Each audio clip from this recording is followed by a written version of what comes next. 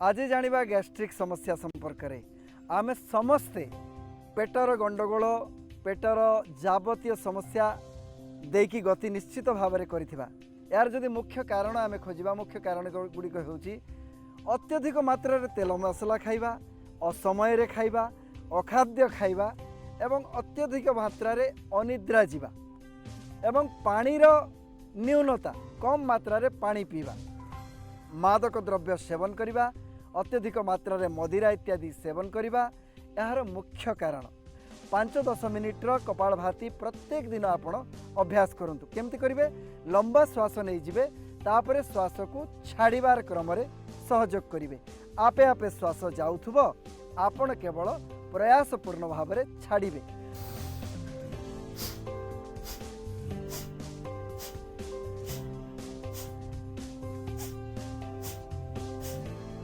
गोटे सेकेंड रे गोटे धक्का, 60 सेकेंड रे 60 धक्का एवं 5 मिनिट रे पाखापाखि 300 धक्का एवं जदि 10 मिनिट रे अभ्यास करुचंती ताहाले आपणकर पाचन तंत्र एकदम मजबूत हो जाए।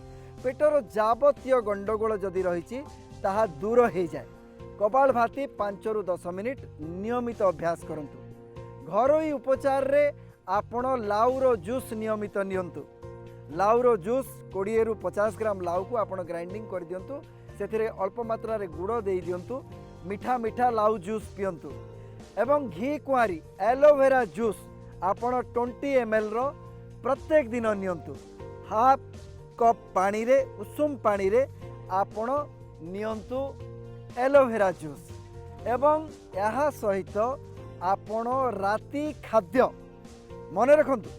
रातिर खाद्य निश्चित भाव में सहज सुखपाच्य नियंतु, जेमते डालमा हैला, संतुला हैला एवं ग्रीन वेजिटेबल रो आपण तरकारी करी खांतु।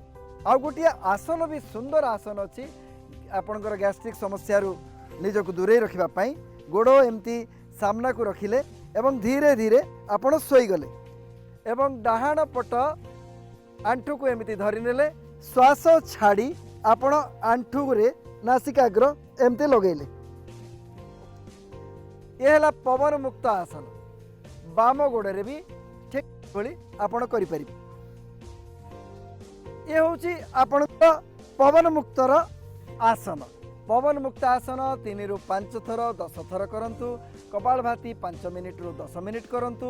सफिशिएंट मात्रा रे पानी पियंतु, सहज सुखपाच्य भोजन करंतु एवं समय रे भोजन करंतु।